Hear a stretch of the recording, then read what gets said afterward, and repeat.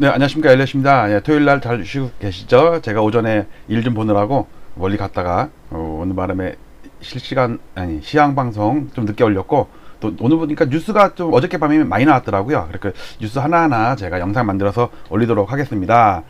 네, 자료를 보도록 할게요.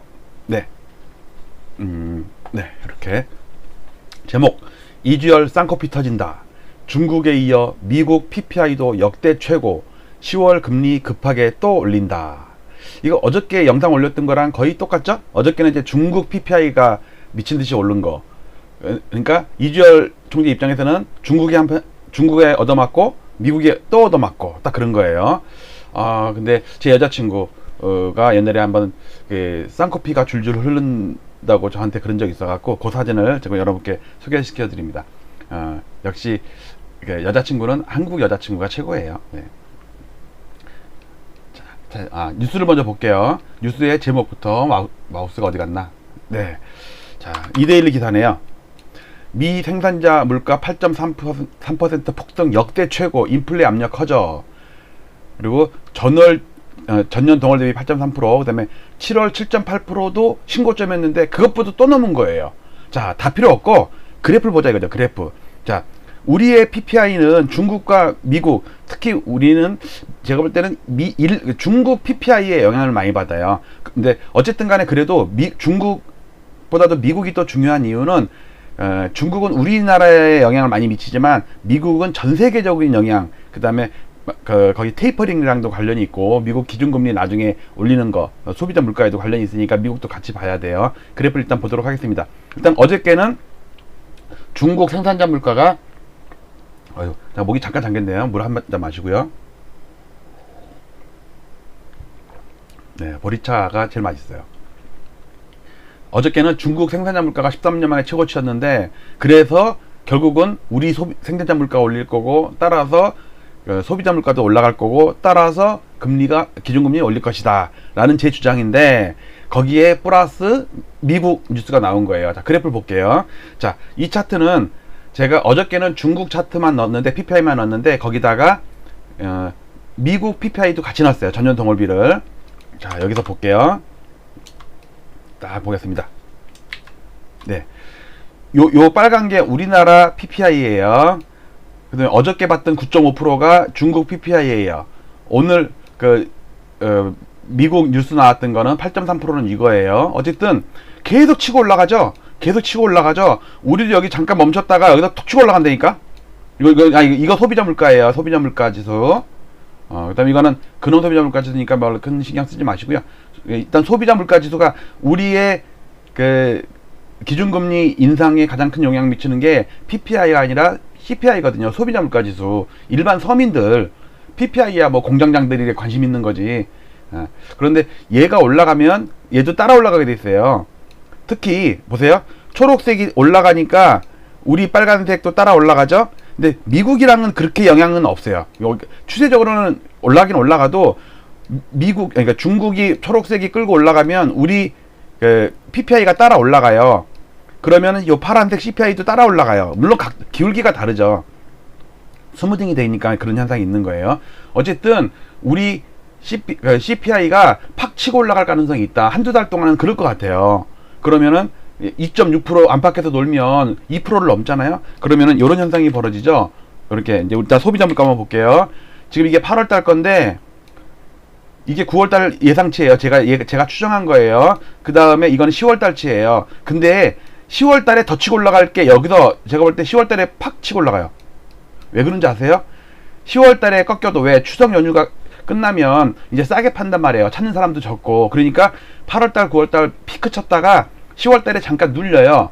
그런데 우리가 소비자 물가를 따질 때는 전년 동월비를 따지거든요. 전월비를 따지는 게 아니라 전월비에 마이너스가 나도 전년 동월비로는 이게 팍 치고 올라갈 수가 있는 게 작년 10월달에 하락한 것에 비해서 올해 10월달 하락은 되게 적어요. 제가 시뮬레이션 한 거예요. 그러면 얘에 비해서 얘가 팍 치고 높은 거 아니에요. 얘가 분모고 얘는 분자예요. 분자도 떨어지지만 분모가 많이 떨어져. 그러면 전년 동월비로는요 팍 치고 올라간다니까. 그러면은 11월 달에 또 올린다는 얘기 나와요.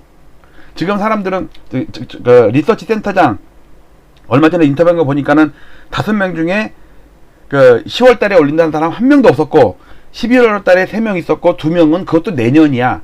저는 그렇지 않고요. 10월, 11월 연달아 계속 올린다. 지금 똥줄 탔어요. 쌍꺼풀 터져. 이주열 쌍꺼풀 터졌냐? 예. 자, 그래서 물가, 이 물가를 지금 봤죠? 그러면 우리 금리를 이렇게 막 이제 쳐 올린다. 각오하라. 연달아 올린다. 그 말씀을 드리고요. 잠깐 옛날 사진이나 좀 보고 넘어갈까요? 토요일이니까. 자, 우리 가출한 고승범 타이거가 빠져도 비둘기는 그 주상영 의원 한 명밖에 없어요. 요 올빼미도 이번에 그 매로 확인이 됐죠. 그러니까 6대1에서 5대1로 된 거예요. 어쨌든 10월이냐 11월이냐인데 지금 상황이 똥줄타게 쌍코피 터지게 만들어서 전 세계가 지금 하이퍼 인플레로 들어간단 말이에요. 그러면서 스태그플레이션 가는 거죠. 이제 경제는 안 좋은데 물가만 올라가는 거.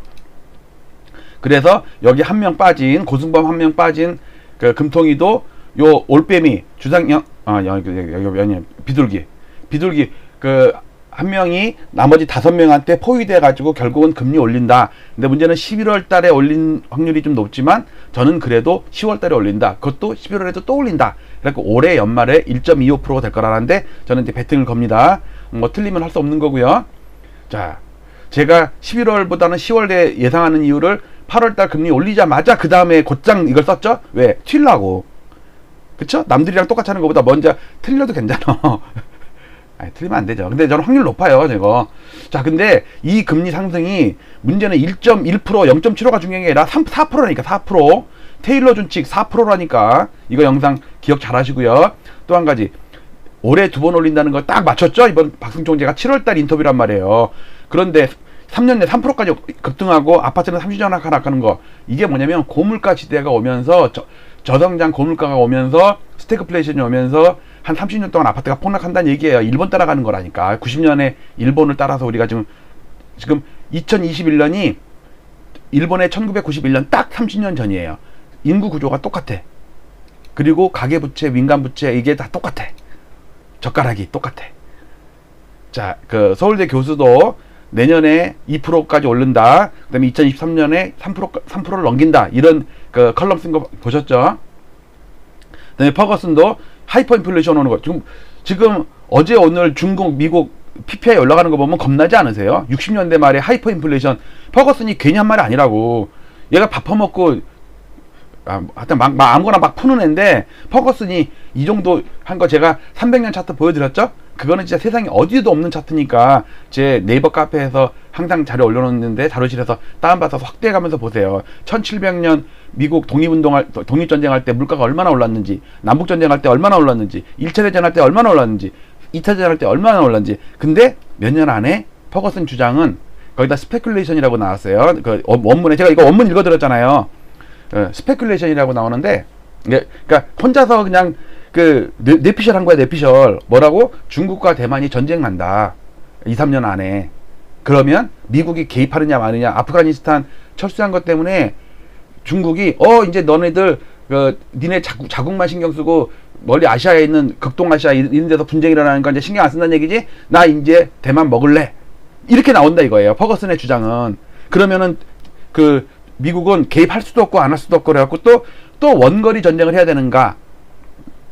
그거에 대한 딜레마가 빠질 것이다. 이제 그래서 이게 바로 60년대 말에 하이퍼 인플레를 진입한 다음에 70년대 연간 30% 오르는 그런 하이퍼 인플레가 온다.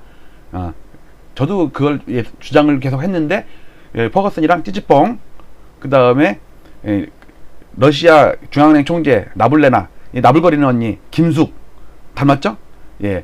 18개월 내 날짜도 딱 정해서 개월수도 18개월 내래 2008년 같은 위기가 오는데 문제는 자 보세요. 2008년 9월 15일 날 리먼이 파산했어요. 근데 아파트 상투는 언제 쳤죠? 그보다 1년 반 전에 상투 쳤어.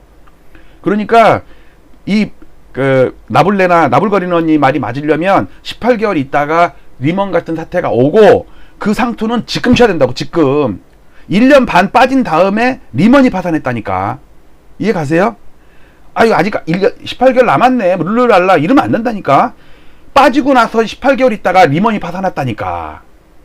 2007년 정확히 명목지수로 좀 늦게 치면 명목지수 치면요 2007년 1월 달에 미국이 상투치고 꺾였고요. 케이스 실러 지수가. 그리고 1년 9개월 있다가 2008년 9월 15일 날 리번이 파산을 했다고. 그러니까 1년 반 전에 아파트가 상투 친다는 걸 염두에 둬야 돼요.